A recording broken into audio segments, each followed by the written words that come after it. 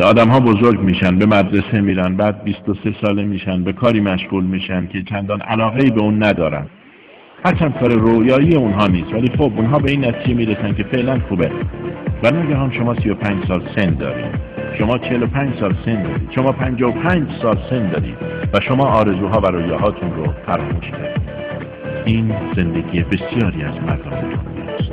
این زندگی میلیون ها نفره. اونها زندگی واقعی رو از دست میدن. اونها لذت واقعی رو از دست میدن.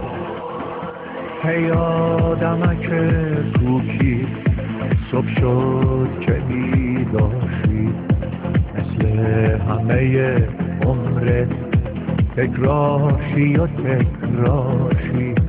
صبح ولی انگار نیست، تو توی شب ترقی، بین شب و روز تو انگار که نیست فرقی. شبا مثل روزاته، روزات همگی تکرار، از دست همه دیدی، از دست خودت بیزار. پرواز واسه تو مرده، تو اوج نمیگیری، کردی همه رو از یاد همه میری. ما از تعادل خارج میشیم، اونقدر به دنبال درآمد هستیم که زندگی کردن رو فراموش میکنیم. ما آرزوهامون رو فراموش میکنیم. منصفانه نیست مگه نه؟ قطعاً منصفانه نیست. تا فرصت هنوزم هست، برگرد به خودت برگرد. نوع شو که این تکرار از تو رو دورت کرد. بسه اگه تا امروز تکرار تو رو داد برباد، فردا رو بساز از نو، دیروز رو ببر از یاد.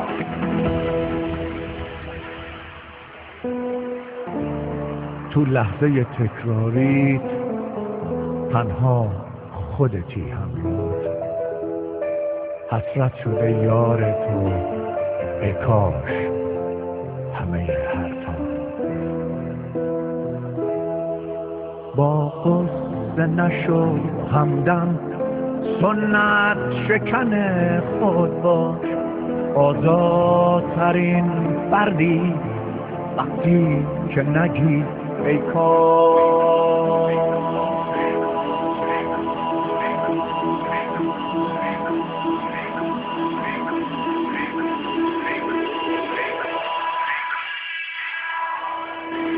اونا از ماشین رویاهاشون دست میکشن، از خانه رویاهاشون دست میکشن، از شغل رویاهاشون دست میکشن و به یک زندگی توأم با ناامیدی تن میدن. خودشون رو تسلیم این واقعیت کردن که خب بیشتر از این از من بردمیاد و باید یاد بگیرم باهاش کنار بیام، یاد بگیرم راضی باشم و یاد بگیرم که سرنوشتم رو بپذیرم. الان شما چیکار میخوای بکنید؟ بسم الله شروع کنید و دنیا منتظر شماست. چیزی که منصفانه نیست اینه که تا به امروز از این موضوع غافل بودید، ولی بعضیا میدونستن. حالا که فهمیدید، پس مسئولیتش رو هم بپذیرید.